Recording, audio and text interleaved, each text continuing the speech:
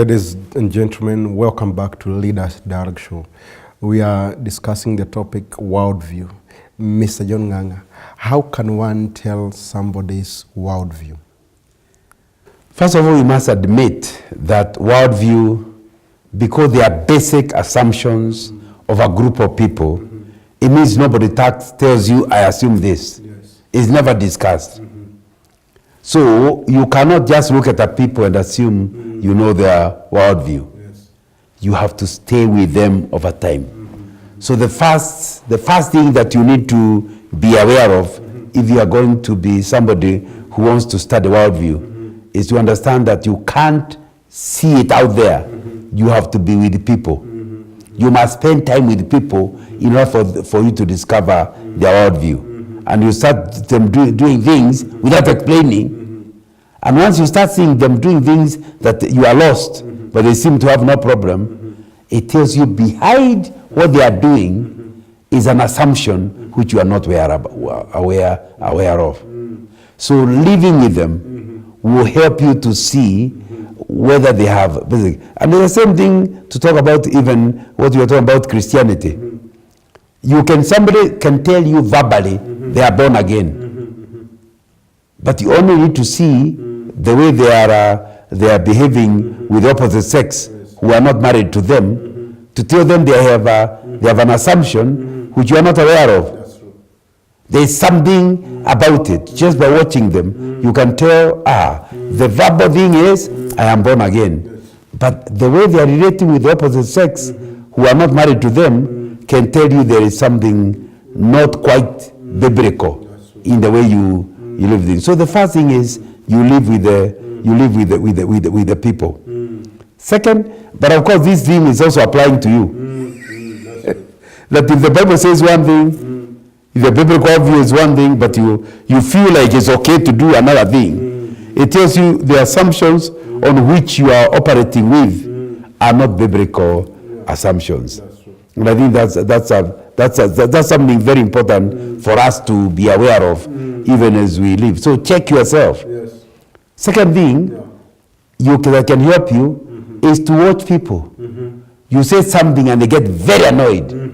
When you look at the thing that is annoying them, you actually can't tell what in what you said could be so terrible. Now, when you look at somebody like that, please understand you have touched something that's below, which you do not know about.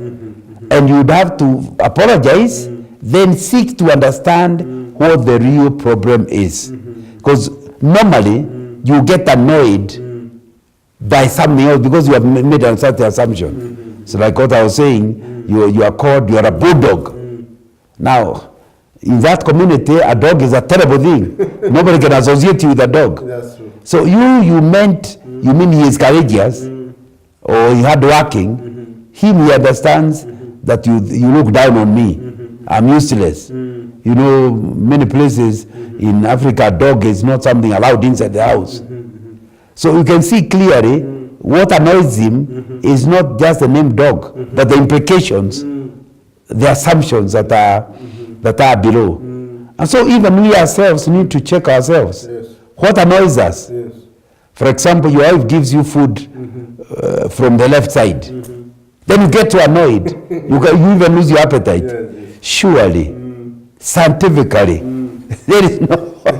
whether you pick the food from the left or pick the right, it doesn't. It's seafood. But maybe when you are growing up, you are taught by your grandmother that anything given on the left is cursed. So, to you, when life gives you food, as far as she is concerned, if she is not from your tribe, as far as she is concerned, she is not giving you food. As far as you are concerned, she is cursing you. So you are wrapped like a volcano. Yes. And she wonders, what has happened to her husband? What have I done? Nothing wrong. But you are dealing with a deep-rooted belief system, a worldview that interprets giving food with the left as a way of cursing. Just as an example. Yes. And so you end up having trouble with your wife, but it's because of the basic assumptions. And you need to start asking yourself exactly what is annoying me. Sometimes even yourself, you can't tell immediately. You'd have to study yourself and find out, why do I get annoyed every time? Or your wife, when you arrive home and your wife says, would you like food? You feel an insult. Sure, I have come from outside. She must be implying of another wife. And you turn out it's a belief system that you are not supposed to ask anybody whether they want food. It's better for them to reject the food than for you to ask them that. It's an insult to ask somebody. Again, there's nothing wrong with asking somebody, darling, may I give you food? That's not the real problem. It's the belief system behind it that's causing. So you can see, you need to check yourself. Every time somebody tells you something and you get very annoyed, you need to check yourself. What is making you that annoyed? Normally, of course, we are lazy. We blame it on the other person. Why did you ask me? But you don't place yourself in their shoes to understand from their culture. There may be nothing wrong with what they have said. But from your angle, it's a terrible, terrible thing. If you understood it, then it will help you to change. So you say the first thing is you have to live with the people to see them. The next thing is you have to start seeing their reaction, how they react to various things. And it's very important to see, because of those reactions, you start studying because the beliefs are not on the open. You start seeing them from below and start saying, how do I actually deal with them? I think the third thing on finding worldview is to read their literature. When you look at people's literature, it will help you to see their belief system. They tell stories, and the lesson you're supposed to draw out of it may be a different from the biblical message, but that is within the assumption. So look at people's literature. It will help you to show you what are the bases. For example, the reason why FGM has proved so difficult to deal with is because in the worldview of certain or many Muslims, others in Africa, you cannot be mature if you have not shed blood. So therefore, they look at a woman, she has not been circumcised. You wonder, how can be anybody's wife? She's still a baby. Now you are asking, surely, why are you mutilating a woman? Then they are saying, how else can she become mature? Do you want me to marry a Kirego? Do you want me to marry a girl who is not mature? And they are genuine. Of course, Weep Not Child by Gogo Adiongo tries to deal with that issue. Our view says maturity is done through the shedding of blood. That when you are cut and you stand as a woman without crying, it shows you are now mature. Now if you don't cut, how will the person gain the courage? So you have to go underneath, because you think these people are sadistic. How do they make a woman suffer like that? You have to go behind and start talking about it. So, and that's part of the failure of FGM campaign. Because if you don't replace it, let people know that you can be mature through other processes. And that you'll be mature. And the Bible does not require you to do that to be mature. Yet it has certain requirements for maturity. That's a biblical view on the issue of maturity. If you do not get to where you show them clearly what needs to be done, you end up in trouble with them. But show them. And you know, some of that is still available. Like, for example, the tribes that circumcise boys, they are telling the boys, he matured. Now, you continue using the same concept.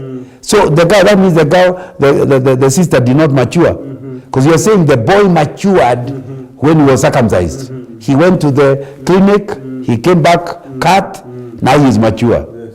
You're using the wrong words, but the worldview understands that the pain and the blood is what brings maturity.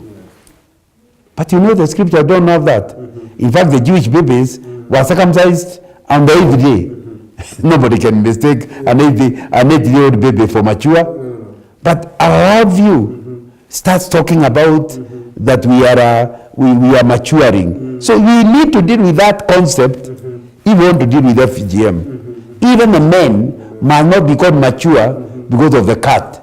There must be a ways of maturation process. Then okay. So our question really is, how can we discover somebody's worldview? Just look at what annoys him, what makes him happy, and you can see it through literature, through observation, then go behind it to see the assumptions that make him behave in a certain way. Then you know what his system, what his beliefs really are. Yes. Excellent. Ladies and gentlemen, we are glad you are watching us. This is Leaders Dialogue Show. Until next Monday, keep glowing as a leader. Thank you so much. We are the new generation. We are the youth of the nation.